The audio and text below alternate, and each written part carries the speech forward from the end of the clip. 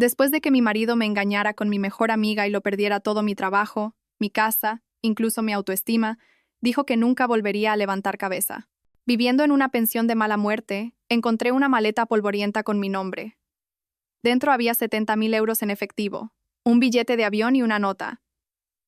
Esto es solo dinero para el viaje. La verdadera fortuna te espera en esta dirección. Cuando llegué, lo que vi lo cambió todo. Hace 7 meses, tenía un matrimonio, un trabajo y una mejor amiga en la que confiaba mi vida. Ahora, vivía en la habitación de una pensión que se pagaba por semanas, comía platos que costaban menos de 2 euros y trataba de sobrevivir con trabajos de freelance que apenas cubrían el alquiler. Mi marido, Silas, se había estado acostando con mi mejor amiga, Sabina, desde quién sabe cuándo. Cuando los pillé, todo se desmoronó tan rápido que pareció coordinado. Perdí mi trabajo en 2 semanas. El divorcio me dejó casi sin nada. Mis amigos dejaron de devolverme las llamadas. Pasé de la estabilidad de la clase media a tocar fondo en menos de 2 meses. Antes de continuar, quiero darte las gracias por estar aquí y compartir este viaje conmigo. Si crees que la verdad y la resiliencia importan, por favor, considera suscribirte. Es gratis y ayuda a que estas historias lleguen a otros que necesitan esperanza. Ahora, veamos qué pasó después. Estaba sentada al borde de una cama que chirriaba cada vez que me movía, comiendo fideos instantáneos con un tenedor de plástico, cuando me fijé en la maleta debajo de la cama. Era de cuero marrón viejo con esquinas de latón y una etiqueta de equipaje con mi nombre completo y una caligrafía que sabía que pertenecía a mi tía Aurelia. Murió 9 meses antes, la excéntrica de la familia a la que todos describían como difícil y paranoica. Saqué la maleta, encontré la llave pegada con cinta adhesiva en la parte inferior y la abrí para descubrir 70.000 euros en efectivo y una nota que reescribía todo lo que creía saber sobre mi vida. La nota me advertía que no confiara en Silas ni en Sabina. Me decía que habían estado planeando mi destrucción desde antes de mi boda y que la muerte de mi madre, 6 años atrás, no fue un accidente. Me indicaba una dirección en Getxo, cerca de Bilbao, donde esperaba la verdadera fortuna. Y terminaba con instrucciones para acabar lo que mi madre había empezado antes de que la silenciaran. Aurelia había pasado sus últimos años reuniendo pruebas mientras todos la llamaban loca. Ahora me ofrecía una elección: coger el dinero y desaparecer, o usarlo para luchar contra las personas que lo destruyeron todo. Soy Isadora Valdés, y antes de que todo se derrumbara, mi vida parecía lo suficientemente normal como para no cuestionarla nunca. Tenía un piso de 2 habitaciones en un barrio decente de Madrid donde la gente todavía se sabía los nombres. La señora Orozco del Rellano siempre me sonreía cuando me veía. El hombre de mantenimiento aparecía de verdad cuando algo se rompía. El piso no era lujoso. Las paredes eran tan finas que por la noche oía a nuestros vecinos viendo la televisión, y la alfombra tenía manchas de inquilinos anteriores que no salían por mucho que frotara. Pero Silas y yo habíamos pintado el salón juntos. Pasamos un sábado entero montando muebles de IKEA y colgamos fotos de la boda en la pared, donde la luz de la tarde hacía que todo pareciera más cálido de lo que realmente era. Trabajaba como coordinadora de marketing en Garrigues Asociados, una empresa mediana en el centro que gestionaba campañas para negocios locales, cosas pequeñas, sobre todo estrategias de redes sociales para restaurantes familiares, rediseños de webs para clínicas dentales, marketing por correo electrónico para boutiques que apenas podían permitirse nuestros servicios. No era la carrera que había imaginado cuando me gradué de la universidad con sueños de trabajar para grandes marcas, pero me pagaban 42.000 euros al año más beneficios. Era suficiente para cubrir mi mitad del alquiler y la compra, con un poco de sobra para alguna cena ocasional cuando Silas y yo queríamos fingir que teníamos más dinero del que realmente poseíamos. Mi jefe, Gaspar Garrigues, era profesional pero distante. El tipo de supervisor que elogiaba tu trabajo en las reuniones pero nunca te ascendía. Se acordaba de preguntarte por tu fin de semana, pero nunca escuchaba la respuesta. Llevaba años allí, recibiendo evaluaciones de rendimiento que alababan mi fiabilidad pero que, de alguna manera, nunca se traducían en aumentos o ascensos. Pero no lo cuestionaba. Llegaba cada mañana a las 8:30, preparaba café en la sala de descanso usando la máquina que siempre fallaba, me sentaba en mi escritorio con vistas al aparcamiento y hacía mi trabajo. Se sentía estable, predecible, seguro. Silas trabajaba como consultor de negocios, o eso me decía. Su horario era irregular, de una manera que parecía normal para alguien en su campo. Noches tardías terminando propuestas. Viajes de fin de semana para reunirse con fundadores de startups en Barcelona o Lisboa. Llamadas de conferencia a horas extrañas con clientes en Londres. Llegaba a casa agotado, me besaba en la frente, calentaba las sobras que hubiera en la nevera, y se quedaba dormido en el sofá con el portátil aún abierto. Yo lo tapaba con una manta y sentía una extraña mezcla de afecto y soledad. Orgullosa de que trabajara tan duro mientras resentía el poco tiempo que pasábamos juntos. Nos conocimos hace 7 años en una cena organizada por amigos comunes. O al menos eso es lo que siempre había creído. Silas estuvo encantador esa noche. Hizo preguntas sobre mi trabajo y realmente escuchó las respuestas. Hacía chistes ingeniosos sin ser hiriente. Se ofreció a ayudar a recoger después de la cena cuando todos los demás se habían ido al salón. Me pidió el número al final de la noche, y se lo di intentando no parecer demasiado ansiosa. Nuestro noviazgo fue natural y fácil, como si estuviéramos diseñados para encajar. Cenas en restaurantes informales, paseos por la ciudad, mañanas de domingo perezosas leyendo el periódico en la cama. Me pidió matrimonio después de 18 meses, arrodillándose en el Parque del Retiro, el mismo donde tuvimos nuestra tercera cita. Dije que sí sin dudarlo porque no podía imaginar una razón para decir que no. Pero las cosas habían cambiado en los últimos 2 años. Cambios sutiles que noté, pero de los que me convencí a mí misma que eran normales. Silas se volvió más protector con su móvil, inclinando la pantalla cuando yo pasaba, atendiendo llamadas en la otra habitación, dejándolo boca abajo sobre la mesa durante la cena. Se volvió más vago sobre sus proyectos de trabajo, ofreciendo descripciones generales en lugar de las historias detalladas que solía compartir. Buscaba pelea por cosas pequeñas, la forma en que cargaba el lavavajillas, si necesitábamos verduras ecológicas o normales, cuánto tiempo pasaba hablando con Sabina. Sabina había sido mi mejor amiga desde la universidad, cuando ambas éramos estudiantes sin un duro, compartiendo paquetes de fideos y hablando de los futuros que construiríamos algún día. Fue mi dama de honor, de pie a mi lado con un vestido que habíamos elegido juntas, llorando durante la ceremonia de una manera que me hizo llorar a mí también. Nos ayudó a mudarnos a nuestro piso, subiendo cajas por 3 tramos de escaleras y bromeando sobre cuántas cosas habíamos acumulado. Todos los jueves por la noche durante los últimos 5 años, venía con una botella de vino y nos sentábamos en mi sofá a hablar de todo. Frustraciones laborales, sus últimos desastres amorosos, mis preocupaciones sobre si Silas y yo nos estábamos distanciando. Escuchaba con lo que parecía una simpatía genuina, asintiendo en los momentos adecuados, diciendo cosas como: todos los matrimonios pasan por fases, solo necesitáis reconectar. Me decía la suerte que tenía de haber encontrado a alguien como Silas, que la mayoría de los hombres no eran tan comprensivos o estables, que no debía dar por sentado lo que tenía. Le creí, porque cuestionar a tu mejor amiga es como cuestionar la realidad misma. Si no puedes confiar en la persona que ha estado a tu lado en cada evento importante de tu vida durante más de una década, ¿en quién puedes confiar? Mi madre Leonor había muerto 6 años antes en un accidente de coche una noche de lluvia. Su vehículo se estrelló contra un árbol en una carretera que había recorrido cientos de veces. La policía dijo que iba demasiado rápido, que posiblemente se quedó dormida al volante. Mi tía Aurelia, la hermana mayor de mi madre, insistió en que algo no cuadraba en la historia oficial, pero todos desestimaron sus preocupaciones como el dolor hablando.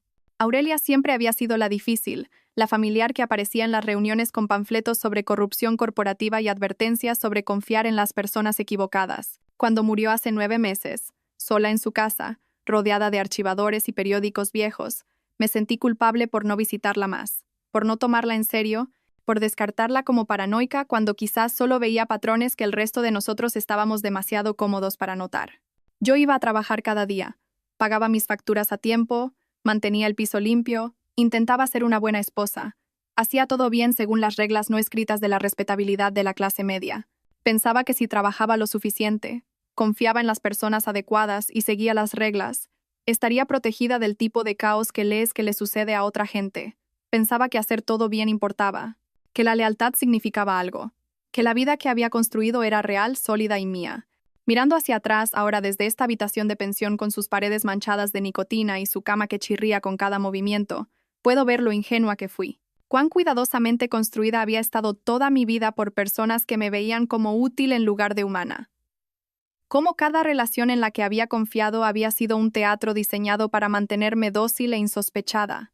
El piso, el trabajo, el matrimonio, la amistad, todo construido sobre cimientos que nunca fueron reales para empezar. Pero eso aún no lo sabía. Sentada en mi vida normal hace 7 meses, creyendo en la estabilidad de la rutina y en la protección de jugar según unas reglas que resultaron estar escritas por personas que no tenían intención de seguirlas. No sabía que Silas y Sabina habían estado planeando mi destrucción desde antes de mi boda. No sabía que la muerte de mi madre no fue un accidente. No sabía que la tía Aurelia había pasado sus últimos años reuniendo pruebas mientras todos la tachaban de loca. No sabía nada de eso hasta que encontré esa maleta con 70.000 euros y una nota que me ofrecía la elección entre desaparecer y luchar.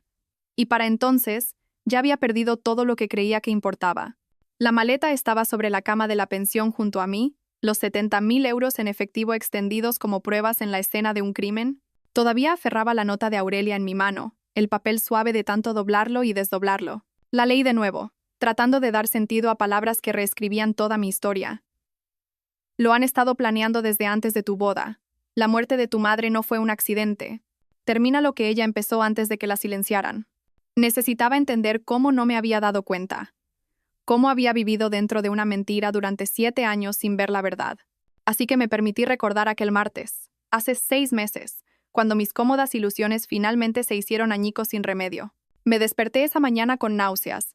No el tipo de náuseas que vienen de la mala comida o la gripe, sino algo más profundo. Una sensación de que algo iba mal que se asentaba en mi pecho y me dificultaba respirar. Intenté ignorarlo siguiendo mi rutina normal. Ducha, una tostada que no pude terminar. Vestirme para el trabajo mientras Silas dormía porque había dicho que tuvo una reunión tardía la noche anterior y necesitaba descansar. A las 10 de la mañana, estaba sentada en mi escritorio en Garrigues, Asociados, mirando un calendario de redes sociales para una clínica dental, y no podía concentrarme. Tenía las manos frías. Mi corazón seguía acelerándose sin motivo aparente. Las náuseas empeoraron en lugar de mejorar. Finalmente, entré en el despacho de Gaspar y le dije que necesitaba irme a casa. Esperaba que me pusiera pegas. Gaspar no era el tipo de jefe que apreciaba que la gente se fuera a mitad del día, incluso si estaban realmente enfermos. Pero él solo me miró con una expresión que no pude descifrar y dijo: «Que te mejores», en un tono que me puso los pelos de punta, como si ya supiera algo que yo no sabía. Como si estuviera aliviado de que me fuera.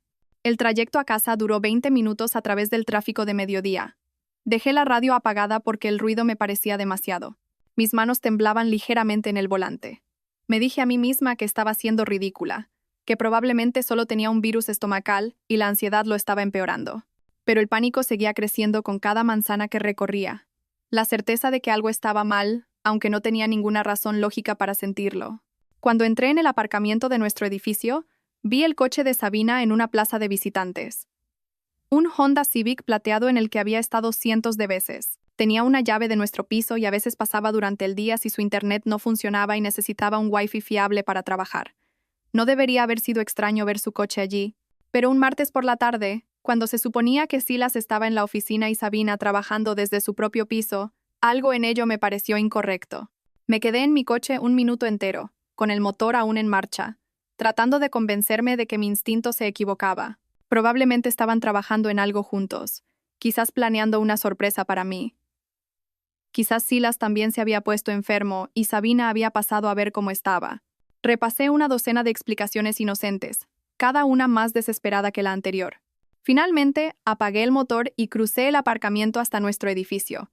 Subí 3 tramos de escaleras porque el ascensor estaba roto otra vez, y recorrí el pasillo con su moqueta gastada y su luz parpadeante. Metí la llave en la cerradura lo más silenciosamente posible, aunque no podría haber dicho por qué el sigilo parecía necesario. El piso estaba en silencio cuando entré. No el silencio de un lugar vacío, sino el de un lugar ocupado, donde puedes sentir que hay gente en casa aunque no los oigas. Me quedé en el salón, con mi bolso de trabajo todavía al hombro, escuchando. Fue entonces cuando oí las risas que venían de nuestro dormitorio, la risa de Sabina. No su risa normal, la que usaba cuando veíamos comedias en el sofá o cuando yo decía algo realmente divertido. Esta era diferente. Más íntima. El tipo de risa que está destinada a alguien específico. Diseñada para hacer que esa persona se sienta especial y deseada. Se la había oído usar antes, años atrás, cuando salía con alguien que le gustaba mucho en la universidad, cuando todos éramos jóvenes y todo parecía menos complicado. Me quedé helada en mi propio salón, mirando la puerta cerrada del dormitorio mientras mi cerebro trabajaba a toda máquina para construir explicaciones que me permitieran seguir creyendo en la vida que creía tener. Quizás estaba hablando por teléfono con alguien. Quizás Silas ni siquiera estaba en casa y ella estaba viendo algo en su portátil. Quizás estaba malinterpretando la situación porque ya me sentía enferma y paranoica, pero lo sabía. En algún lugar, bajo todas las racionalizaciones desesperadas, ya sabía lo que iba a encontrar cuando abriera esa puerta. Crucé el salón. Cada paso parecía durar 1 hora. No llamé a la puerta. ¿Por qué iba a llamar a la puerta de mi propio dormitorio en mi propio piso? Simplemente giré el pomo y la abrí. Silas y Sabina estaban en mi cama, enredados en las sábanas grises que había lavado 3 días antes, mirándose con el tipo de intimidad que no se desarrolla en una tarde, ni siquiera en una semana. Aquello era territorio familiar para ellos, una rutina cómoda. Cuando me vieron de pie en la puerta, la primera emoción en el rostro de Sabina no fue vergüenza o culpa, fue molestia. Como si fuera yo quien interrumpía algo importante en lugar de descubrir que mi marido y mi mejor amiga me habían estado traicionando sistemáticamente. No se apresuró a cubrirse. No se disculpó. Simplemente me miró con una expresión que decía: ¿por qué estás montando un drama cuando deberías haberlo visto venir? Silas se levantó de la cama y se puso los vaqueros con una eficiencia ensayada que me dijo que no era la primera vez que tenía que vestirse rápidamente en una situación incómoda. Esa comprensión me golpeó más fuerte que el shock inicial de encontrarlos juntos. Esto no fue un error espontáneo, no fue un momento de debilidad o mal juicio. Esto era una rutina para ellos, algo que habían hecho tantas veces que la mecánica se había vuelto fluida y automática. Me miró con una expresión que de alguna manera era peor que la culpa. Era impaciencia mezclada con alivio, como si esta confrontación fuera un inconveniente, pero también algo que había estado esperando porque fingir se había vuelto agotador. Isadora dijo con esa voz tranquila que usaba cuando pensaba que yo estaba siendo irracional: tenemos que hablar de esto como adultos. Esto no es lo que parece. Lo absurdo de esa frase casi me hizo reír. Era exactamente lo que parecía. Pero él estaba allí, en nuestro dormitorio, en medio de ser pillado en la traición más obvia posible, e intentaba manipularme para que cuestionara mis propios ojos, como si yo fuera la que creaba un problema al negarme a aceptar su versión de la realidad. Sabina se incorporó, sujetando la sábana a su alrededor con una modestia que habría sido divertida si no fuera tan insultante. Tuvo el descaro de mirarme con algo parecido a la lástima. No queríamos que te enteraras así, dijo, como si hubiera una buena manera de descubrir que tu marido y tu mejor amiga tienen una aventura. Pero, sinceramente, Isadora, esto se veía venir desde hace mucho tiempo. Tenías que saber que las cosas no funcionaban entre vosotros. La presunción en esa declaración me dejó sin aliento. No solo que se había estado acostando con Silas, sino que pensaba que yo debería haberlo sabido. Que esto era de alguna manera predecible, o incluso culpa mía por no darme cuenta antes. Que su traición estaba justificada porque mi matrimonio tenía problemas que yo había sido demasiado estúpida o ciega para reconocer. Hice la pregunta que sabía que lamentaría hacer. ¿Desde cuándo? Mi voz me sonó extraña. Demasiado tranquila, demasiado distante, como si estuviera preguntando por algo sin importancia en lugar de por la destrucción de toda mi vida. Silas respondió en el mismo tono sin emociones, como si estuviera discutiendo un acuerdo comercial que había llegado a su fin. ¿Importa? El tiempo suficiente para estar seguros de esto. El tiempo suficiente para que fingir fuera más difícil que ser honestos. Esa palabra, fingir, me atravesó peor que todo lo demás. ¿Cuánto tiempo había estado fingiendo amarme? ¿Cuánto tiempo cada beso de despedida había sido una actuación? ¿Cuánto tiempo cada te quiero había sido una mentira? ¿Y cuánto tiempo había estado Sabina sentada en mi sofá cada jueves por la noche, bebiendo mi vino, escuchándome hablar de los problemas de mi matrimonio, ofreciendo consejos diseñados para mantenerme complaciente mientras se acostaba con mi marido el resto de la semana? No grité, no lloré, no tiré cosas ni monté una escena. Simplemente me di la vuelta, volví al salón y empecé a meter ropa en una bolsa de lona que saqué del armario del pasillo. Mi portátil, cargadores, artículos de aseo, las cosas prácticas que necesitas para sobrevivir cuando tu vida implosiona. Silas me siguió, todavía sin camiseta, todavía intentando tener la conversación de adultos que había mencionado, todavía actuando como si esta fuera una situación razonable que podría resolverse con una discusión tranquila y una comunicación madura. Me fui sin decir una palabra más, salí del piso que había ayudado a pagar, conduje hasta el aparcamiento de una cafetería a 5 kilómetros y me senté en mi coche a llorar hasta que no pude respirar bien. Luego llamé a mi prima Elia y le pregunté si podía dormir en su sofá unos días mientras averiguaba qué hacer. Eso fue hace 6 meses. Y ahora, sentada en esta habitación de pensión con la nota de Aurelia y 70,000 euros en efectivo, entendí que aquel martes había sido incluso peor de lo que había pensado. La traición no había sido solo personal. Había sido calculada, planeada, parte de algo más grande que conectaba con la muerte de mi madre y lo que sea que Aurelia había pasado sus últimos años investigando. Habían estado jugando una partida a largo plazo con mi vida como tablero.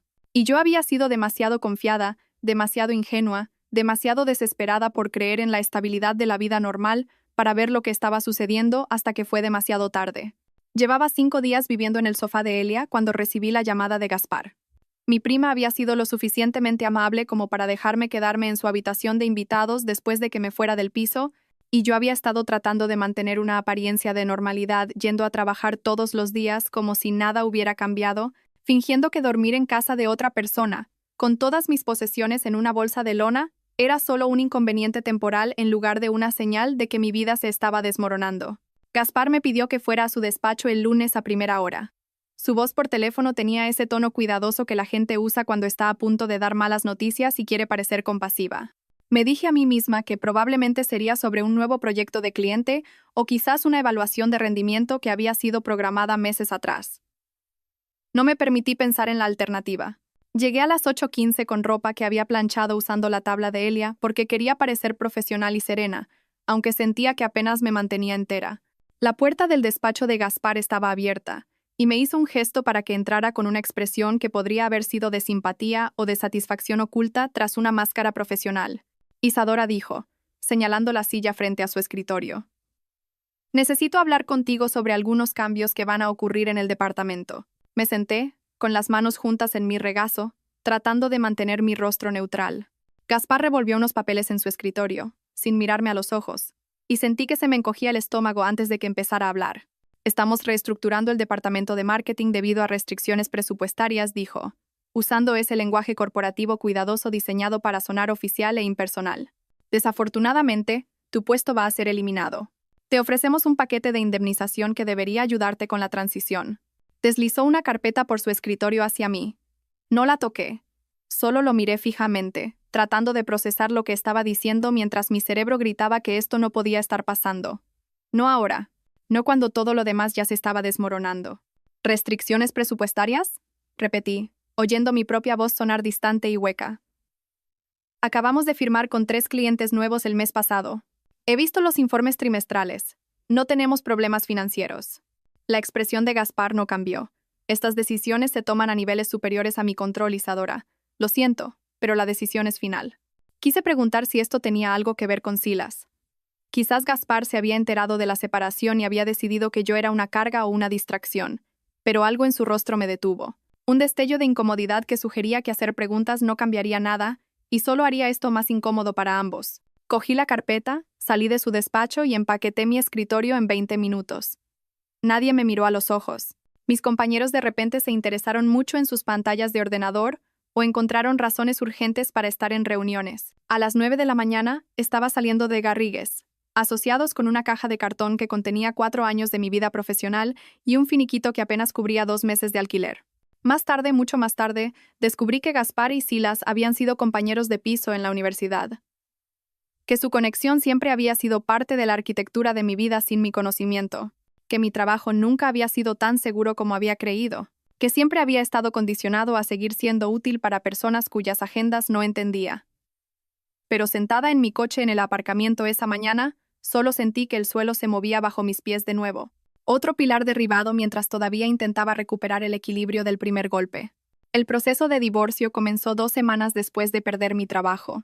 Silas contrató a Roxana Herrera, una abogada con reputación de ganar casos a través de la agresión procesal y la crueldad estratégica. Mi abogado era de oficio, un hombre cansado llamado Benigno Robles que parecía haber renunciado a creer en la justicia en algún momento de la década anterior y solo seguía los trámites hasta la jubilación. Roxana presentó mociones que me pintaban como inestable, irresponsable, potencialmente peligrosa. Usó el hecho de que había perdido mi trabajo como prueba de mi incapacidad para funcionar como adulta.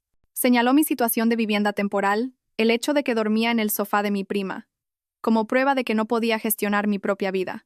Cada detalle de mis circunstancias actuales se convirtió en munición en una estrategia legal diseñada para justificar por qué Silas merecía quedarse con todo mientras yo no merecía nada. El juez que presidía nuestro caso era Octavio Cifuentes, un hombre de unos 50 años que tenía una forma eficiente de llevar su agenda que sugería que ya había tomado sus decisiones antes de escuchar ningún testimonio real. Cada moción que Roxana presentaba, el juez Cifuentes la aprobaba. Cada solicitud que Benigno hacía en mi nombre, el juez la denegaba con apenas una mirada a la documentación de apoyo. Silas se quedó con nuestro piso porque su nombre figuraba primero en la hipoteca, aunque yo había contribuido por igual a la entrada y a los pagos mensuales durante 5 años. Se quedó con nuestro coche porque me había retrasado en 2 pagos durante el caos que siguió a la pérdida de mi trabajo. Se quedó con los muebles que habíamos comprado juntos, la cuenta de ahorros que habíamos construido juntos, los fondos de pensiones a los que yo había contribuido durante años. El acuerdo me dejó con mi ropa, mi portátil y apenas suficiente dinero para cubrir 3 meses de alquiler en cualquier piso que pudiera permitirme. La peor parte no fue perder las posesiones materiales ni siquiera la devastación financiera. Fue ver a Sabina subir al estrado como testigo de carácter en mi contra. Llevaba un traje de diseño azul marino que reconocí de inmediato. Lo habíamos elegido juntas 2 años antes durante un día de compras en el que pasamos toda la tarde probándonos ropa y riendo en los probadores. Me había pedido mi opinión sobre ese traje exacto, y le había dicho que la hacía parecer profesional y segura de sí misma. Ahora, lo llevaba para testificar en mi contra en el tribunal de divorcio. Se sentó en el estrado con una postura perfecta, las manos juntas en su regazo, y mintió con el tipo de convicción que proviene de la práctica. Le dijo al juez Cifuentes que yo había estado inestable durante meses, que había hecho comentarios preocupantes sobre autolesiones que la habían alarmado, que me había vuelto cada vez más paranoica y difícil de tratar, que Silas había permanecido en el matrimonio por obligación y miedo en lugar de por amor. Nada de eso era verdad, ni una sola palabra. Pero Sabina entregó cada mentira con una calibración emocional perfecta. Su voz se quebraba ligeramente en los momentos adecuados. Su expresión mostraba preocupación mezclada con reticencia, como si testificar en mi contra fuera doloroso pero necesario por mi propio bien. El juez Cifuentes escuchaba con una expresión de interés, asintiendo con simpatía, tomando notas. Cuando Benigno intentó interrogarla sobre su relación con Silas, Roxana se opuso antes de que pudiera terminar la pregunta. El juez la admitió de inmediato, cortando cualquier línea de investigación que pudiera establecer cuándo había comenzado realmente la aventura o revelar que el testimonio de Sabina podría estar motivado por algo más que la preocupación por mi bienestar. Me senté en la mesa del acusado viendo a mi mejor amiga de más de una década destruir sistemáticamente lo que quedaba de mi credibilidad. Y entendí que esto había sido coordinado. La aventura, la pérdida del trabajo, el proceso de divorcio. Todo ello cronometrado y ejecutado con una precisión que iba más allá de la coincidencia. Después de que el divorcio finalizara, Elia me dejó quedarme en su habitación de invitados durante 3 semanas antes de que su marido, Héctor, comenzara a hacer comentarios mordaces sobre cómo necesitaba rehacer mi vida. Nunca me lo dijo directamente, pero lo oía hablar con Elia en su dormitorio por la noche. Su voz se filtraba a través de las delgadas paredes. No puede quedarse aquí indefinidamente. No la estás ayudando permitiendo que evite enfrentarse a su situación. Necesita encontrar su propio lugar y empezar a reconstruir en lugar de esconderse aquí. Elia me defendía con una voz cansada que sugería que se le estaban acabando los argumentos. Está pasando por un momento difícil. Solo necesita un poco más de apoyo hasta que se recupere. Pero podía oír la duda que se colaba en su voz, el agotamiento de lidiar con la crisis de otra persona. Empecé a buscar cualquier otro lugar a donde ir antes de que Elia tuviera que pedirme que me fuera y ambas tuviéramos que fingir que no era incómodo. Mi ex colega Iris me ofreció su sofá durante 10 días.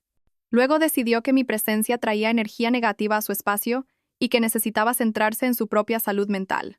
Una amiga de la universidad dijo que podía quedarme con ella una semana y luego recordó que tenía visita familiar y necesitaba la habitación de invitados. Otra amiga me dejó dormir en su sofá 5 días antes de que su compañera de piso se quejara de tener a una extraña en su apartamento. Todos eran comprensivos hasta que la simpatía se volvía un inconveniente. Hasta que apoyarme requería un sacrificio real y sostenido en lugar de solo palabras amables y gestos temporales. Entonces, de repente, recordaban compromisos previos, obligaciones familiares, límites personales que significaban que yo debía convertirme en el problema de otra persona. Lo entendía en cierto nivel.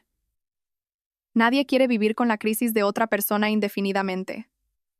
Nadie quiere que su hogar se convierta en un refugio para una amiga que no puede enderezar su vida. Pero la rapidez con la que la gente retiraba su apoyo me enseñó algo sobre lo condicionales que son la mayoría de las relaciones. Cuán rápido expira la compasión cuando se vuelve incómoda. Cuando finalmente reuní suficiente dinero de trabajos freelance en redes sociales para pagar una tarifa semanal en la pensión La Encrucijada, se sintió menos como tocar fondo y más como encontrar finalmente un terreno que no se moviera bajo mis pies. Al menos la pensión no pretendía que le importara.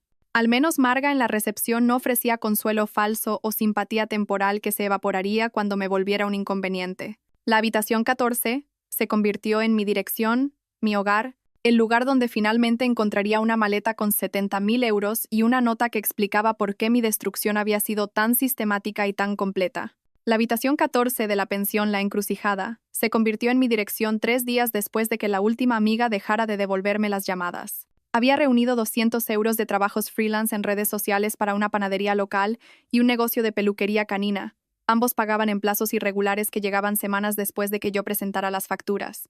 La pensión estaba junto a la 42, el tipo de lugar donde la tarifa semanal se mostraba de forma más prominente que la tarifa por noche, y al letrero de la entrada le faltaban letras desde hacía tanto tiempo que ya nadie se molestaba en arreglarlo. La mujer de la recepción tenía una placa con el nombre de Marga y una expresión que sugería que había presenciado este mismo escenario miles de veces. Mujeres solas con bolsas de lona y ojos desesperados pagando tarifas semanales mientras fingían que era algo temporal.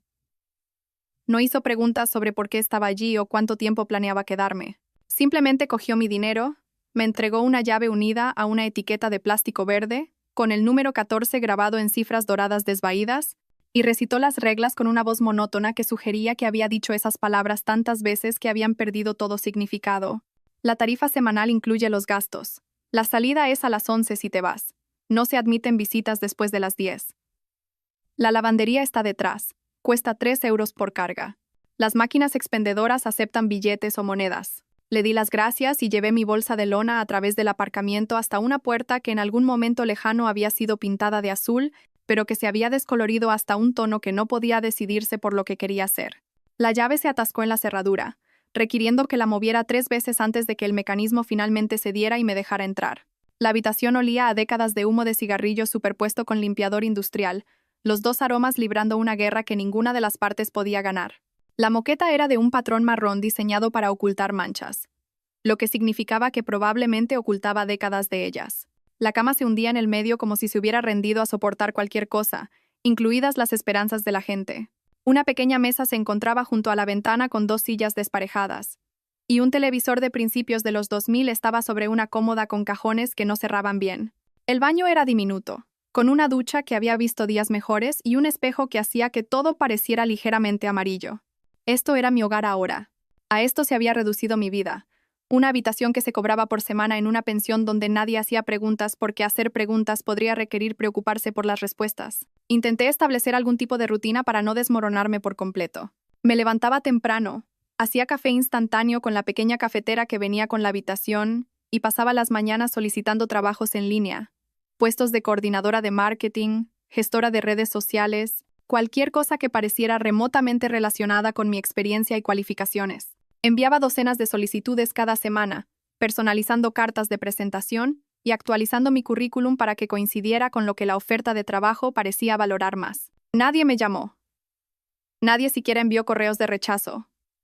Mis solicitudes desaparecían en cualquier vacío digital que las empresas usaran para clasificar a cientos de candidatos desesperados. Y no oía nada. Por las tardes, trabajaba en cualquier proyecto freelance que pudiera encontrar. Pequeñas empresas que necesitaban a alguien para gestionar su página de Facebook, escribir boletines por correo electrónico o diseñar gráficos para promociones. El trabajo pagaba mal y llegaba esporádicamente, pero era suficiente para cubrir mi tarifa semanal de la pensión, con un poco de sobra para comida. La cena solía ser fideos instantáneos preparados en el microondas. A veces me daba el lujo de una lata de sopa o una comida congelada de la tienda de conveniencia a 2 manzanas de distancia.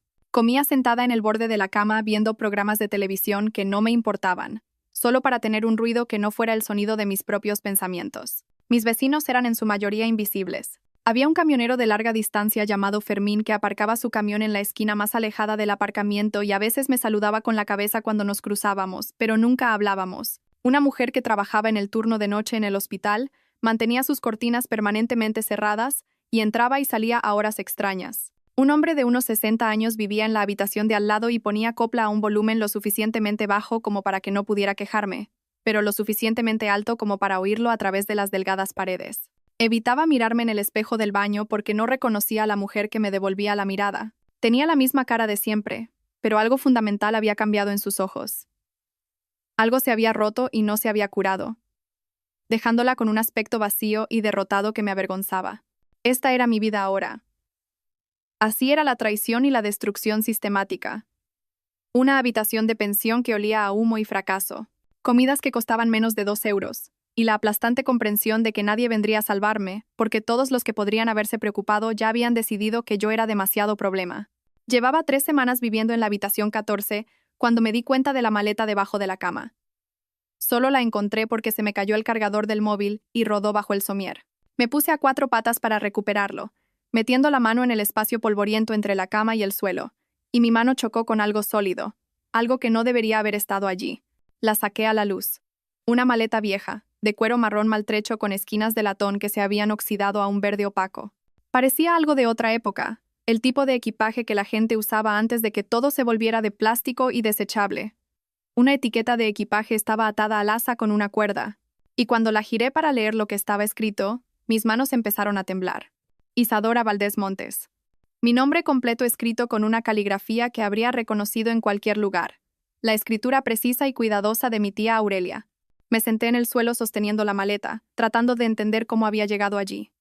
Aurelia había muerto hacía 9 meses. Asistí a su funeral, estuve junto a su tumba, vi cómo bajaban su ataúd a la tierra. Había vivido sola durante décadas. Murió sola en su casa, rodeada de archivadores y periódicos viejos. Y todos habían dicho que era triste, pero no sorprendente, dado cómo se había aislado con sus teorías de conspiración y advertencias paranoicas sobre confiar en las personas equivocadas. ¿Cómo había terminado su maleta debajo de mi cama en una pensión en la que solo llevaba 3 semanas viviendo? ¿Había sabido de alguna manera que acabaría aquí? ¿Se la había dejado amarga en la recepción con instrucciones de ponerla en cualquier habitación que yo alquilara? La logística parecía imposible, pero la prueba estaba justo delante de mí. Mi nombre escrito con la inconfundible caligrafía de Aurelia. La maleta estaba cerrada con 2 cerrojos de latón que tenían pequeños mecanismos de cerradura. Le di la vuelta, revisando los lados y el fondo, y encontré una pequeña bolsa de plástico pegada debajo. Dentro de la bolsa había una llave. Aurelia siempre había sido paranoica, pero también había sido práctica de maneras que solo ella entendía. Escondía cosas a plena vista, dejaba pistas que requerían que miraras con atención, confiaba en que la persona adecuada encontraría lo que había dejado atrás.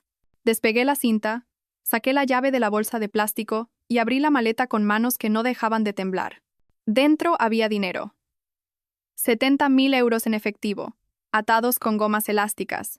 En su mayoría billetes de 100 euros con algunos de 50 mezclados. Los billetes olían ligeramente a naftalina y libros viejos, como si hubieran estado guardados en algún lugar durante años antes de ser empaquetados en esta maleta. Debajo del dinero había un billete de avión impreso en papel que había comenzado a amarillear ligeramente por los bordes. Bilbao, fecha de salida, dentro de 4 días. Y debajo del billete había una nota, escrita a mano en papel de cuaderno amarillo con la caligrafía distintiva de Aurelia. Isadora, esto es solo dinero para el viaje. La verdadera fortuna te espera en esta dirección. No confíes en Silas. No confíes en Sabina. Han estado planeando esto desde antes de tu boda. Termina lo que tu madre empezó antes de que la silenciaran. La verdad es importante. Úsala sabiamente. Leí esas palabras 3 veces, y cada lectura las hacía sentir más imposibles y más ciertas al mismo tiempo. No confíes en Silas. No confíes en Sabina. Han estado planeando esto desde antes de tu boda. Mi madre Leonor había muerto hacía 6 años en lo que todos dijeron que fue un accidente de coche. Tarde en la noche, en una carretera lluviosa. Su coche se estrelló contra un árbol en una ruta que había conducido cientos de veces. El informe policial decía que iba demasiado rápido, que posiblemente se quedó dormida al volante. Un trágico accidente, pero nada sospechoso. Aurelia había insistido en que algo no encajaba. Se había quedado en el funeral, me había apartado durante el velatorio, y me había dicho en un susurro urgente que mi madre había estado investigando un fraude financiero en la compañía farmacéutica donde trabajaba, que su muerte era demasiado conveniente, que el momento no tenía sentido, que tenía que tener cuidado en quién confiaba. Lo descarté como el dolor convirtiéndose en paranoia. Todos lo hicieron. Aurelia siempre veía conspiraciones, siempre advertía sobre la corrupción corporativa, siempre repartía panfletos sobre cosas que nadie más creía que fueran problemas reales. Todos habíamos aprendido a asentir educadamente y cambiar de tema. Ahora, estaba sentada en el suelo de una pensión sosteniendo 70.000 euros en efectivo y una nota que decía que mi tía había tenido razón en todo. Pasé esa noche en la habitación 14, mirando el dinero y la nota, sin poder dormir, sin poder pensar en nada más que en la elección que Aurelia me estaba obligando a tomar. Por la mañana, decidí que no iba a huir. Estaba harta de ser la persona a la que le pasan cosas. Estaba harta de desaparecer mientras las personas que destruyeron mi vida seguían adelante sin consecuencias. Empaqué mi bolsa de lona con las pocas posesiones que importaban. Algo de ropa, mi portátil, los 70,000 euros metidos en una bolsa impermeable. Le dejé una nota amarga en la recepción diciendo que había pagado la semana, pero que no volvería. Me miró con una expresión que podría haber sido de preocupación o de alivio de que su problema de inquilina semanal se estuviera resolviendo solo. Buena suerte, dijo, lo que podría haber significado cualquier cosa. El vuelo a Bilbao salía temprano un jueves por la mañana desde un aeropuerto regional a 40 minutos de distancia. Lo había reservado usando el dinero de Aurelia, y pasé todo el trayecto hasta allí, tratando de no pensar en lo que realmente estaba haciendo. Volar al otro lado del país para seguir las instrucciones de una tía muerta a la que todos habían llamado paranoica. Perseguir una teoría de conspiración que conectaba la infidelidad de mi marido con la muerte de mi madre 6 años atrás. Creer que la destrucción sistemática de mi vida era parte de algo más grande y más calculado que una simple traición. Dicho así, sonaba a locura. Pero la nota de Aurelia estaba en mi bolso. El dinero era real y el billete de avión tenía mi nombre. Locura o no, iba a ir. La aerolínea era una de esas de bajo coste que cobran extra por todo, incluido el derecho a respirar. O al menos así se sintió cuando intentaron hacerme pagar 15 euros por llevar una bolsa de lona que pesaba menos que la mayoría de los niños pequeños. Pagué porque discutir no valía la pena. Y luego pasé 3 horas encajada entre un hombre de negocios con un traje caro que monopolizaba ambos reposabrazos como si hubiera pagado extra por el privilegio, y un universitario que veía videos en su móvil sin auriculares como una especie de sociópata. No dormí. Los asientos estaban diseñados por personas que odiaban activamente la columna vertebral humana. Pero esa no fue la verdadera razón por la que me mantuve despierta. Mi mente no dejaba de dar vueltas a preguntas sin respuestas fáciles. ¿Qué había descubierto mi madre que la hizo lo suficientemente peligrosa como para matarla? ¿Cuán profunda era la implicación de Silas y Sabina? ¿Alguna parte de mi relación con Silas había sido real? ¿O todo había sido una actuación desde el principio? ¿Hubo momentos genuinos mezclados con las mentiras? ¿O cada beso y cada declaración de amor habían sido una manipulación calculada? El hombre de negocios a mi lado seguía mirando la bolsa de lona que sostenía en mi regazo, probablemente preguntándose por qué la abrazaba como si contuviera algo irreemplazable en lugar de guardarla en el compartimento superior como una persona normal. Quise decirle que contenía 70.000 euros, y posiblemente la clave para entender por qué toda mi vida había sido desmantelada sistemáticamente. Pero me limité a mirar por la ventana a la oscuridad salpicada por luces dispersas abajo, ciudades y pueblos llenos de gente, cuyas vidas probablemente tenían sentido para ellos de una manera que la mía ya no lo tenía. Bilbao me recibió con cielos grises y una lluvia que se sentía diferente a la de Madrid. Más fría, más pesada, el tipo de humedad que se filtra a través de la ropa y se instala en los huesos. Alquilé un coche usando parte del dinero de Aurelia y una tarjeta de crédito que había estado evitando porque probablemente estaba cerca de su límite. El agente de alquiler apenas me miró, simplemente procesó el papeleo con la eficiencia de alguien que había hecho esa transacción 10.000 veces y había dejado de preocuparse por la transacción número 50. La dirección que Aurelia había escrito me llevó fuera de la ciudad hacia Getxo, una zona residencial que se sentía tranquila de una manera que sugería dinero, privacidad y vecinos que se ocupaban de sus propios asuntos. El GPS me guió por calles bordeadas de árboles maduros y casas apartadas de la carretera, cada propiedad manteniendo una distancia educada de sus vecinas. La casa de Aurelia estaba al final de una calle sin salida, una pequeña casa de una planta que parecía haber sido construida en los años 70 y no había sido muy actualizada desde entonces. Las ventanas estaban oscuras. El césped había crecido salvaje. La hierba alcanzaba alturas que sugerían que nadie lo había cortado en meses. La entrada de coches estaba agrietada, con malas hierbas creciendo a través del pavimento. Era el tipo de propiedad que gritaba: «Alguien murió aquí y nadie sabe qué hacer con ella todavía». Aparqué en la entrada y me quedé en el coche de alquiler un minuto entero, con el motor en marcha, tratando de decidir si realmente era lo suficientemente valiente como para seguir adelante. La nota de Aurelia me había dado una dirección, y me había dicho que la verdad me esperaba aquí. Pero, ¿y si la verdad era peor que las mentiras? ¿Y si lo que encontrara en esa casa lo complicaba todo en lugar de proporcionar la claridad que esperaba desesperadamente? Apagué el motor y salí antes de poder convencerme de lo contrario. La puerta principal estaba cerrada, pero Aurelia había dejado una segunda llave en la maleta, pegada dentro de un pequeño sobremarcado como casa. Me dejé entrar, pisando un aire que olía a rancio y a no haber sido perturbado. El olor particular de un lugar donde nadie había abierto una ventana, cocinado una comida o vivido una vida real en meses. El interior era exactamente lo que había esperado basándome en las descripciones familiares de la situación de vida de Aurelia. Libros por todas partes, apilados en estanterías, amontonados en mesas y alineados a lo largo de los rodapiés. Archivadores en el salón donde la mayoría de la gente pondría un sofá. Papeles organizados en cajas con etiquetas escritas con la letra precisa de Aurelia. La cocina parecía apenas usada, solo una cafetera, un microondas y un fregadero lleno de platos que nadie había lavado antes de que ella muriera. Pero la nota me había dirigido al cobertizo detrás de la casa, no a la casa en sí. Crucé hasta la puerta trasera y salí a un patio descuidado donde la hierba y las malas hierbas se habían apoderado de lo que alguna vez pudo haber sido un intento de jardín. El cobertizo estaba en la esquina más alejada, una estructura de quizás 3 por 4 metros con cerraduras en la puerta más nuevas que cualquier otra cosa en la propiedad. Ese detalle me llamó la atención de inmediato. Todo lo demás parecía viejo y descuidado, pero esas cerraduras eran recientes, industriales, el tipo de herrajes que usas cuando proteges algo que importa. Usé la tercera llave que Aurelia había dejado, esta marcada como cobertizo, y la cerradura se abrió suavemente, como si hubiera sido mantenida recientemente. El interior del cobertizo estaba organizado de una manera que hacía que la casa pareciera caótica en comparación. Archivadores alineados en una pared, cada cajón etiquetado con años que abarcaban desde la década de 1980 hasta el año pasado.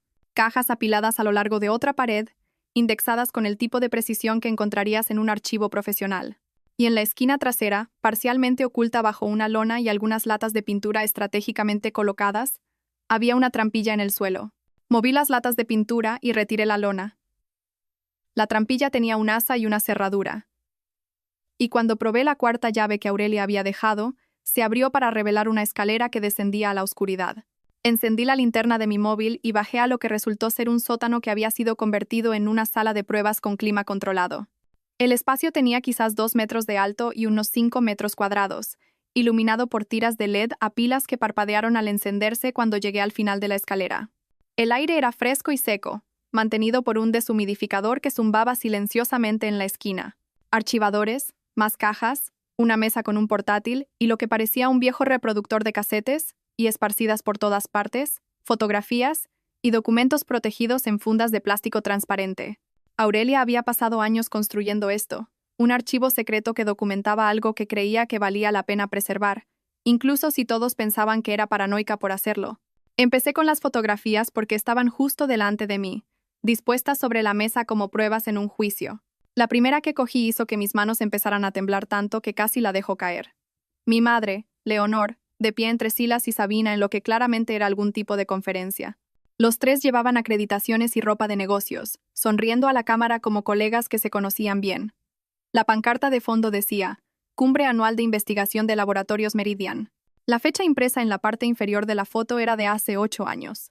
8 años. 2 años enteros antes de que supuestamente conociera a Silas por casualidad en una cena. 2 años antes de que nuestra relación comenzara. Miré esa fotografía, mi cerebro tratando de construir explicaciones que me permitieran aferrarme a cualquier parte de la narrativa que había creído sobre mi propia vida. Quizás se habían conocido brevemente en una conferencia y se habían olvidado. Quizás era una coincidencia. Quizás la foto estaba mal etiquetada. Pero sabía que no era así. Esto no era una coincidencia. Silas no me había conocido por accidente. Había sido colocado en mi vida deliberadamente, cultivado como una relación por personas que necesitaban acceso a mi madre y me vieron como el punto de entrada más fácil. Había sido un objetivo antes de ser una novia, un blanco antes de ser una esposa. Y cada momento de intimidad, cada declaración de amor, cada promesa sobre nuestro futuro juntos, había sido un teatro al servicio de algo que solo ahora comenzaba a entender. Dejé la fotografía con manos temblorosas y cogí el reproductor de casetes. Era viejo, uno de esos modelos portátiles de los 80 con altavoces incorporados y un asa para llevarlo. A su lado había una pila de cintas de casete, cada una etiquetada con la letra de Aurelia con fechas, nombres y breves descripciones. Cogí la primera cinta de la pila, etiquetada como Silas García y Augusto Montero, marzo de 2019. Discusión sobre el estado de la investigación de Leonor Montes. El nombre de mi madre escrito allí, con la caligrafía cuidadosa de Aurelia, me oprimió el pecho. Metí la cinta en el reproductor, pulsé play y escuché estática seguida de voces que me helaron las manos. La primera voz era la de Silas. Había oído esa voz todos los días durante 7 años.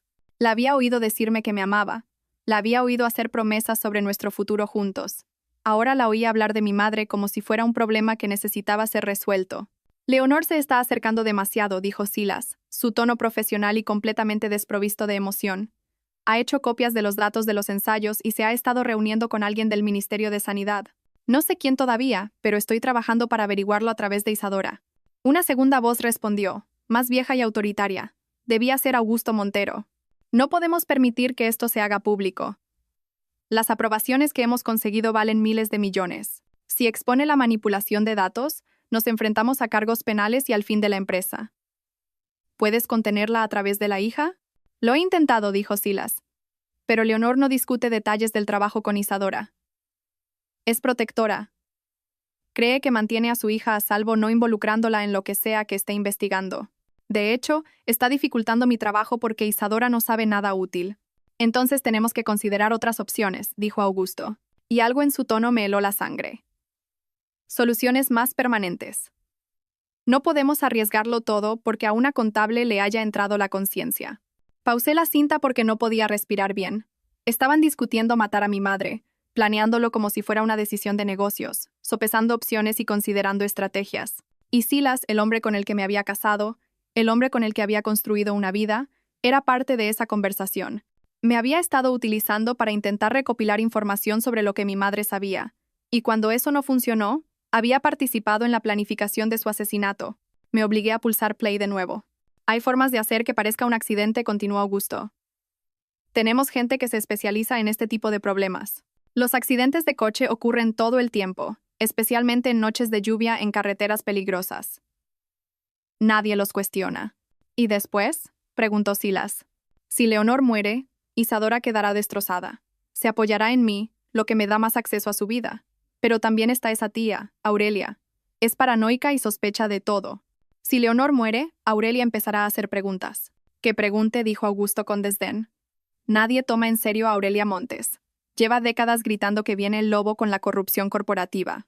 Si empieza a afirmar que la muerte de Leonor no fue un accidente, la gente simplemente pensará que está siendo paranoica otra vez. La clave es asegurarse de que no haya nada concreto que pueda encontrar. Limpiamos a fondo.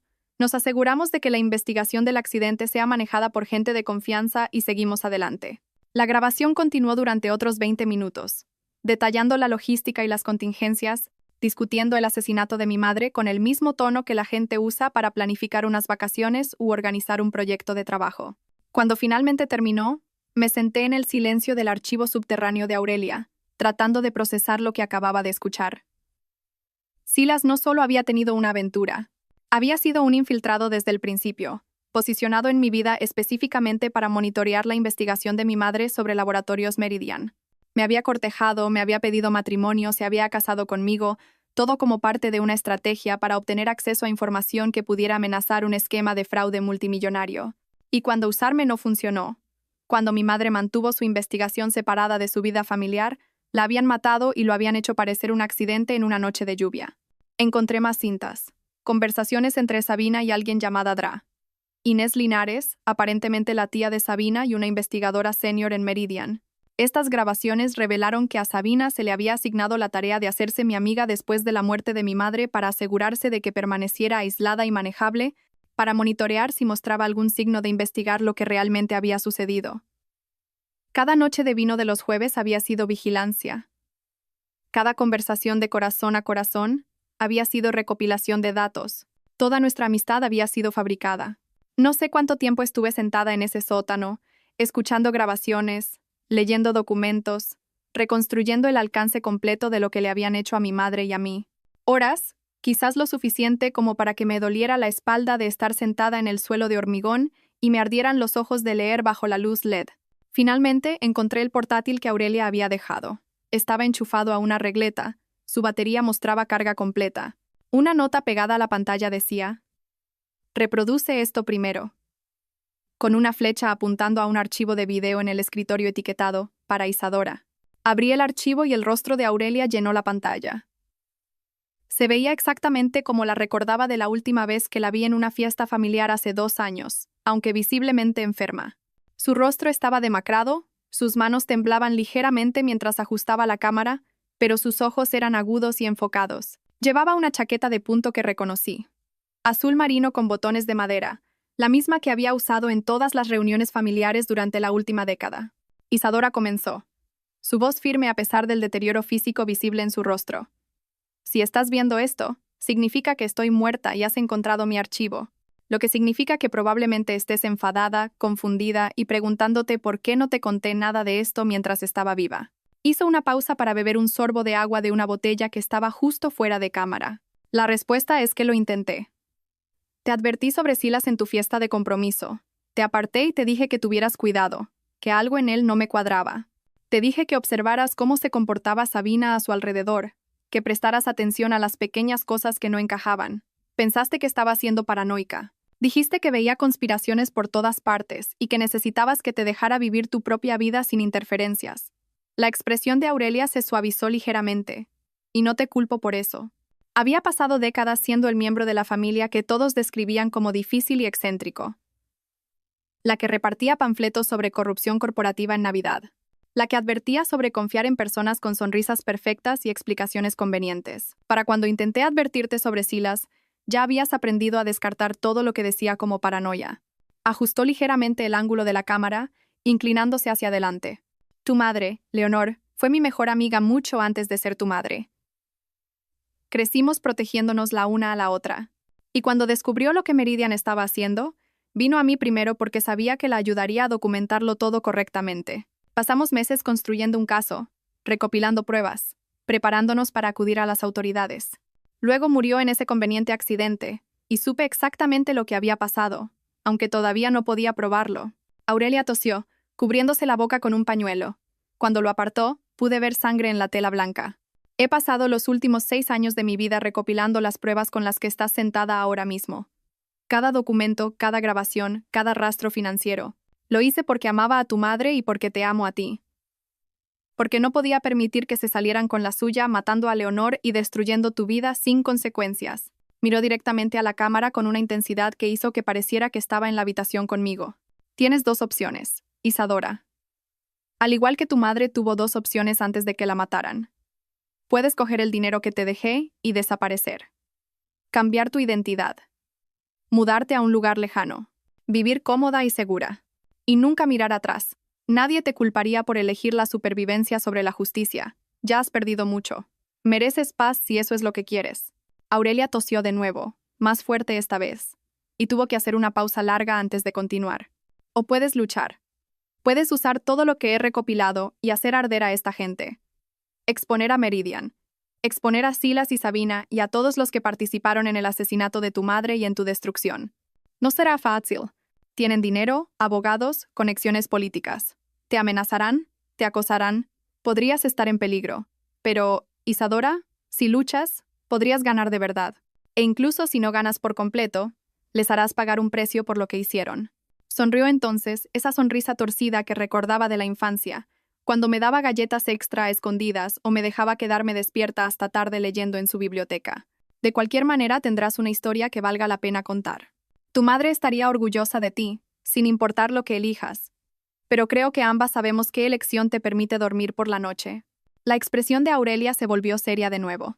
Te quiero, Isadora, no dejes que ganen. Alcanzó algo fuera de cámara, luego volvió a mirar a la pantalla. Ah, y hay una cosa más que no he mencionado en los materiales escritos. Cuenta número 7743 de la Caja Rural del Norte. La contraseña es el número de empleada de tu madre en Meridian. Esa es la verdadera fortuna. Los 70,000 de la maleta son solo dinero para el viaje. Usa lo que hay en esa cuenta para luchar o para huir. Pero, por el amor de Dios, úsalo. El video terminó con Aurelia extendiendo la mano hacia la cámara. Y luego la pantalla se quedó en negro. Me quedé mirando la pantalla en blanco durante mucho tiempo antes de sacar mi móvil y buscar el número de teléfono de la Caja Rural del Norte. La llamada a la Caja Rural del Norte me llevó 45 minutos de navegar por menús automáticos antes de que finalmente llegara a un ser humano.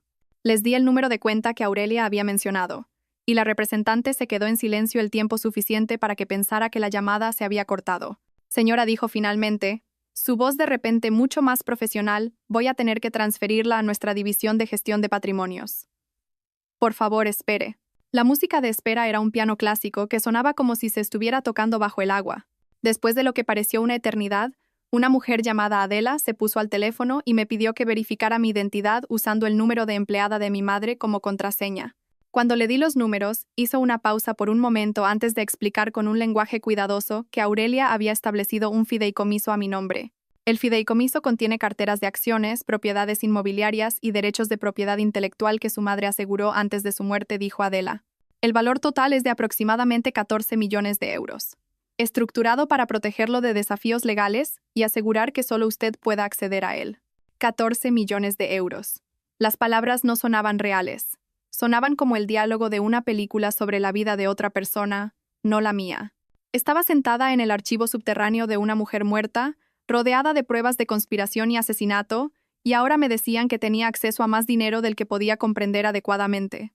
Aurelia había pasado 6 años no solo recopilando pruebas, sino construyendo una base financiera que me permitiría luchar sin ser destruida por los honorarios legales y las interminables batallas judiciales. Había envuelto la justicia como un regalo, y la había dejado con suficientes recursos para conseguirla de verdad. El aguilujar.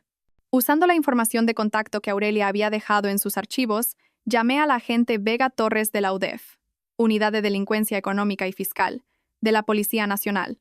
Respondió al tercer tono, con un tono que sugería que estaba ocupada y no tenía tiempo para lo que fuera que yo llamara. Torres.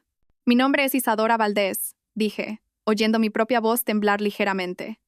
Mi tía Aurelia Montes me dejó información sobre un caso que creo que han estado tratando de construir sobre Laboratorios Meridian. El silencio al otro lado duró lo suficiente como para que revisara mi móvil para asegurarme de que la llamada no se había cortado. ¿Dónde está ahora mismo?, preguntó Vega, su tono completamente cambiado. En Getxo, en la propiedad de mi tía. No se mueva. Voy hacia allí. No hable con nadie más sobre esto. No toque nada más. Y lo que sea que Aurelia le dejara, espéreme. Estaré allí en 40 minutos. Colgó antes de que pudiera responder. Vega llegó en 35 minutos, lo que sugería que había conducido más rápido de lo que probablemente era legal. Tenía unos 40 y tantos años, con canas en su pelo oscuro recogido en una práctica coleta, vestía vaqueros y una americana con una placa de policía prendida en el cinturón. Me miró de pie en el jardín descuidado de Aurelia con una expresión que era en parte escepticismo y en parte esperanza. Muéstremelo, dijo. La llevé al cobertizo. Bajamos la escalera hasta el archivo subterráneo y observé cómo cambiaba su rostro mientras asimilaba los archivadores, las cajas, la documentación organizada de 6 años de investigación. Se puso guantes de látex antes de tocar nada, sacando archivos y leyendo con una intensidad que me hizo entender por qué Aurelia había confiado en ella. Su tía era o la investigadora más meticulosa que he conocido o era completamente brillante, dijo Vega después de unos 20 minutos de revisar documentos. Probablemente ambas cosas. Esto es suficiente para abrir una investigación federal. Estamos hablando de cargos de conspiración, fraude, posiblemente asesinato si podemos probar que el accidente de coche fue arreglado. Isadora, me acaba de entregar un caso que podría derribar a una importante compañía farmacéutica. La investigación que siguió se movió con una lentitud burocrática que Vega me aseguró que era normal cuando se construían casos contra corporaciones con miles de millones en activos y ejércitos de abogados. Se tuvieron que redactar citaciones, revisarlas, aprobarlas por jueces. Los registros bancarios necesitaban ser congelados, lo que requería órdenes judiciales, lo que requería una causa probable, lo que requería más papeleo del que yo creía que existía. Ex-empleados de Meridian que habían sido despedidos o habían renunciado en circunstancias sospechosas fueron entrevistados. La red informal de denunciantes de la industria farmacéutica comenzó a emerger, compartiendo sus propias historias de fraude y represalias. Vega me ayudó a encontrar un pequeño apartamento en Bilbao, un piso de una habitación en un edificio antiguo con suelos de madera que crujían y ventanas que temblaban cada vez que los trenes pasaban por las vías a 2 manzanas de distancia.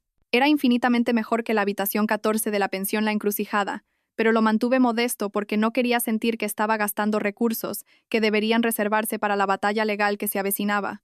Usé dinero del fideicomiso de Aurelia para pagar el alquiler y comprar comida, viviendo de forma sencilla mientras la investigación avanzaba. Me reunía con los fiscales cada pocas semanas. Tenían preguntas detalladas sobre cada prueba que Aurelia había recopilado, pidiéndome que explicara cronologías, relaciones y conversaciones que había oído años atrás y que no había entendido que fueran significativas en ese momento. Querían saber sobre el horario de Silas, sobre las visitas de Sabina, sobre el comportamiento de mi madre en los meses previos a su muerte. Respondía todo lo más exhaustivamente que pude, viéndolos tomar notas e intercambiar miradas que sugerían que estaban construyendo algo sustancial. Vega llamaba periódicamente con actualizaciones que consistían principalmente en «estamos progresando y no hable con nadie sobre esto». Es lo que dicen los agentes federales cuando no pueden compartir detalles pero quieren que sepas que no te han olvidado. La espera fue más difícil que cualquier cosa que hubiera venido antes. Había entregado todo lo que Aurelia había recopilado, y ahora simplemente existía en un limbo, esperando que la maquinaria de la justicia realmente funcionara por una vez en lugar de triturar a personas inocentes y escupirlas como estadísticas. Meses después de mi primer encuentro con Vega en el archivo subterráneo de Aurelia, las cosas comenzaron a suceder con una velocidad que sugería que el gobierno finalmente había acumulado suficientes pruebas para avanzar con confianza. Comenzó un miércoles por la mañana a principios de primavera. La sede de Laboratorios Meridian en Madrid fue registrada por agentes federales que sacaron cajas de un reluciente edificio de cristal que parecía un monumento al éxito corporativo. Las imágenes aparecieron en las noticias nacionales, mostrando a los empleados en el aparcamiento con aspecto confundido y asustado mientras agentes con chalecos de la Policía Nacional desmantelaban metódicamente lo que parecía un imperio intocable. Augusto Montero, el director general cuya voz había oído en las grabaciones de Aurelia discutiendo el asesinato de mi madre como si fuera un inconveniente menor, fue arrestado en su casa. Las cámaras de noticias captaron imágenes de él siendo sacado esposado, pasando junto a sus vecinos, junto a periodistas que gritaban preguntas que no respondió, pasando junto a una vida que se había construido sobre el fraude y ahora se derrumbaba en tiempo real. Vega me llamó esa tarde para decirme que Silas había sido arrestado en su oficina en una startup tecnológica donde había estado trabajando desde el divorcio. Vi las imágenes en el telediario local esa noche, rebobinándolas varias veces porque, al parecer, he desarrollado mecanismos de afrontamiento poco saludables en torno a presenciar el karma manifestarse en esposas y paseillos de detenidos. Silas mantuvo la compostura. No habló con los periodistas. Caminó con la cabeza alta como si estuviera soportando un inconveniente menor en lugar de ser arrestado por conspiración para cometer asesinato y fraude. Pero pude ver algo en sus ojos que parecía miedo mezclado con incredulidad, como si realmente pensara que era intocable, y solo ahora se diera cuenta de lo equivocado que estaba. Sabina fue arrestada 2 días después en una cafetería de Barcelona, donde aparentemente se había mudado después del divorcio. Había usado sus pagos de Meridian para financiar un negocio de diseño gráfico que esta vez era realmente legítimo, y según los informes de noticias, lloró durante su arresto. Las lágrimas me parecieron una actuación, dado que había testificado en mi contra en el tribunal de divorcio, sin mostrar una sola emoción genuina. Su abogada emitió un comunicado afirmando que había sido manipulada por Silas y que no tenía idea del alcance de la conspiración, que ella misma era una víctima que había sido aprovechada por personas más poderosas. Pero yo había oído las grabaciones de sus conversaciones con la Dra. Inés Linares. Había leído los documentos que mostraban los pagos realizados específicamente para mantener su amistad conmigo como una operación de vigilancia. Sabina no había sido una víctima. Había sido una participante voluntaria que había cultivado nuestra amistad deliberadamente para asegurarse de que yo permaneciera aislada y manejable después de la muerte de mi madre. Cada noche de vino de los jueves había sido vigilancia. Cada conversación en la que me había animado a confiar en Silas, a ignorar mis instintos, a creer que los problemas de mi matrimonio eran normales, había sido una manipulación calculada. La traición de Sabina me dolió más que la de Silas en algunos aspectos. Yo había elegido casarme con Silas, pero a Sabina me la habían asignado sin mi conocimiento ni consentimiento. Toda nuestra amistad había sido fabricada desde el principio. Luego llegaron las noticias sobre el juez Octavio Cifuentes. Renunció a su cargo con una declaración sobre querer pasar más tiempo con la familia, que es lo que dicen los funcionarios corruptos cuando esperan que la renuncia evite un proceso penal. No funcionó. Fue imputado 3 semanas después por aceptar sobornos y manipular procedimientos judiciales. Los documentos que Aurelia había recopilado mostraban que había comprado una casa de vacaciones a través de un fideicomiso que se remontaba a Meridian, que había estado fallando a favor de los intereses corporativos durante años a cambio de pagos disfrazados de honorarios de consultoría. Cada caso que había presidido en la última década fue revisado. Mi caso de divorcio fue uno de los primeros, y un nuevo juez tardó 15 minutos en determinar que el fallo original se había basado en testimonios fabricados y procedimientos sesgados. Todo lo que Cifuentes había decidido fue anulado, borrado como si nunca hubiera sucedido. Vega me llamó el día en que se completó la revisión de mi caso. Tu matrimonio con Silas va a ser anulado en lugar de finalizado como divorcio, dijo. Los tribunales lo declaran inválido desde el principio debido al fraude. También vas a recibir una disculpa formal del sistema judicial por si sirve de algo. Sirvió de algo, no lo suficiente para deshacer el daño o borrar los meses de sufrimiento, pero algo era algo. La disculpa formal del sistema judicial llegó como una carta en papel oficial del tribunal firmada por 3 jueces, incluido el que había revisado mi caso. Reconocía que había sido sometida a procedimientos que estaban fundamentalmente comprometidos por la corrupción y el testimonio fabricado. Expresaba su pesar por el daño causado por un sistema que no había logrado protegerme del fraude coordinado. Eran 2 páginas de lenguaje legal cuidadoso que intentaban transmitir remordimiento sin admitir una responsabilidad que pudiera abrir los tribunales a más demandas. La leí una vez y la archivé con todos los demás documentos que marcaban la destrucción y la lenta reconstrucción de mi vida. La disculpa no deshizo los meses que pasé durmiendo en sofás y en habitaciones de pensión. No borró el trauma de ver a mi mejor amiga testificar en mi contra con mentiras, ni la humillación de perderlo todo porque un juez había sido comprado. Pero fue un reconocimiento oficial de que lo que se me había hecho estaba mal. Los juicios comenzaron 6 meses después de los arrestos y se extendieron durante 1 año y medio. Vega me había advertido que los casos tan complejos se movían lentamente, que construir procesos contra múltiples acusados con actividades criminales interconectadas requería paciencia y una atención meticulosa a los detalles procesales. Tenía razón. El proceso legal avanzó con el tipo de minuciosidad burocrática que hace que los glaciares parezcan rápidos en comparación. Augusto Montero fue a juicio primero. Su caso se convirtió en un espectáculo mediático que dominó los informativos durante semanas. Denunciantes de la industria farmacéutica testificaron sobre la cultura del fraude en Meridian, describiendo cómo los ejecutivos incentivaban a los investigadores a manipular los datos de los ensayos y cómo las preocupaciones de seguridad se enterraban sistemáticamente cuando amenazaban las aprobaciones de medicamentos rentables. Pacientes que habían sido perjudicados por medicamentos que nunca deberían haber llegado al mercado compartieron sus historias. Una mujer cuya hija había muerto por complicaciones relacionadas con un medicamento que Meridian había aprobado apresuradamente con datos de seguridad falsificados, habló durante 20 minutos sobre ver sufrir a su hija. Contables forenses explicaron los rastros de dinero que conectaban las bonificaciones de los ejecutivos directamente con las aprobaciones fraudulentas, mostrando cómo Augusto Montero se había beneficiado personalmente de cada medicamento peligroso que la compañía sacaba al mercado. El jurado deliberó durante 6 días. Cuando regresaron con veredictos de culpabilidad en 17 cargos, incluidos fraude, conspiración, soborno y delito contra la salud pública, Augusto Montero no mostró ninguna emoción visible. Se puso de pie mientras el juez leía la sentencia. 23 años en una prisión federal y la confiscación de aproximadamente 40 millones de euros en activos. Tenía 62 años, lo que significaba que probablemente pasaría el resto de su vida encarcelado. Vi la sentencia desde la galería, sentado en la última fila donde podía observar sin ser notada.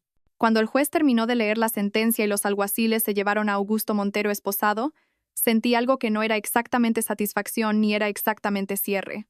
Era más como ver una larga ecuación matemática finalmente equilibrarse, todas las variables cayendo en sus lugares correctos después de años de errores de cálculo deliberados. El juicio de Silas fue más pequeño y silencioso, sin la atención mediática que había rodeado a Augusto Montero, pero fue más personal para mí.